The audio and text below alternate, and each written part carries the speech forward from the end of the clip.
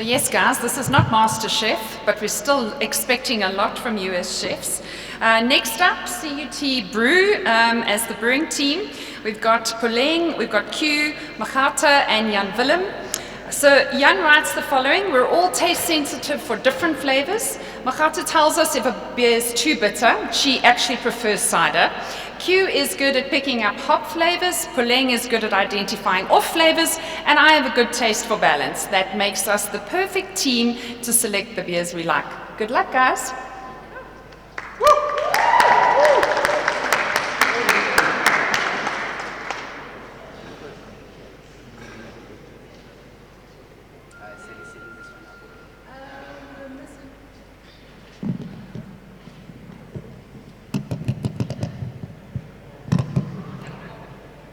A bit more?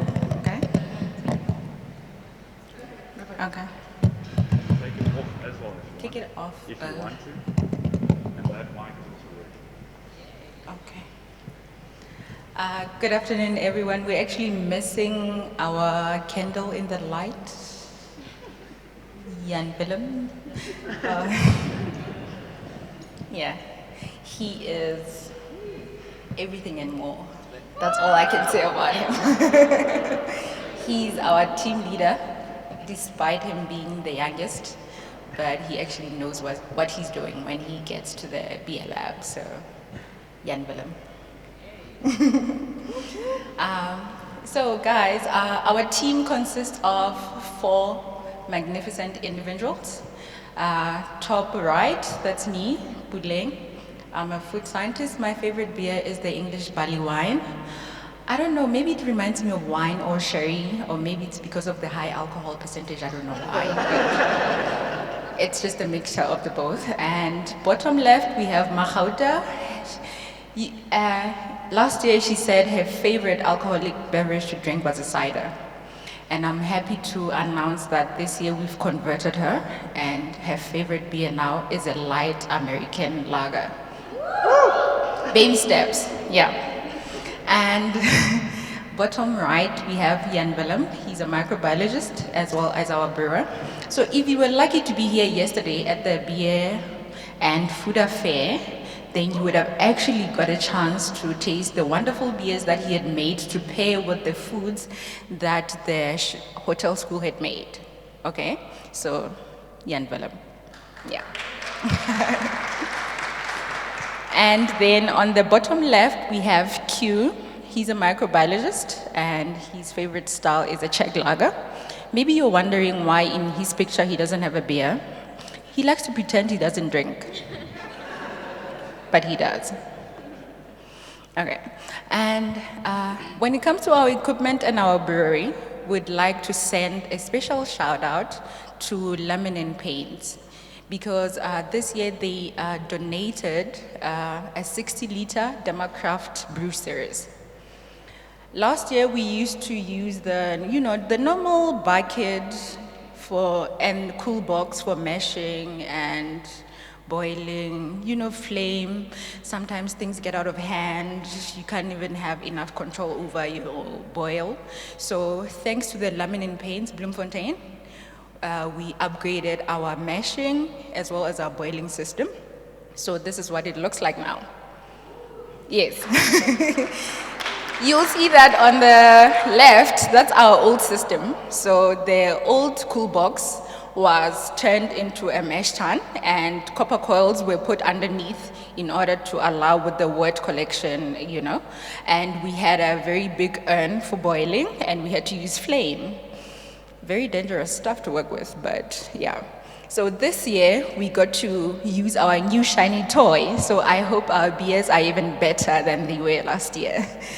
What's great about the Democraft series is that you have more control on your temperature, on your time, as well as the agitation, so everything just works perfectly. So I just hope that we made better beers this year. all in all, we do mesh and boil in the Demacraft series. The temperature control is quite an upgrade, obviously, from what we used last year. And in terms of temperature control, unfortunately, we're not there yet with automation because we still use the fermenter buckets, and then when we have to make a lager, then we have to leave the AC on in the beer lab. Please don't ask about power usage. I'm really sure that we're very bad on that front, but yeah. Whenever we have to make a lager, that's a nightmare because Bloemfontein is a very hot place to be in for a lager. Perfect place for an IPA though, yeah. I guess that's why last year we won Best of Show with our IPA, because our temperature is...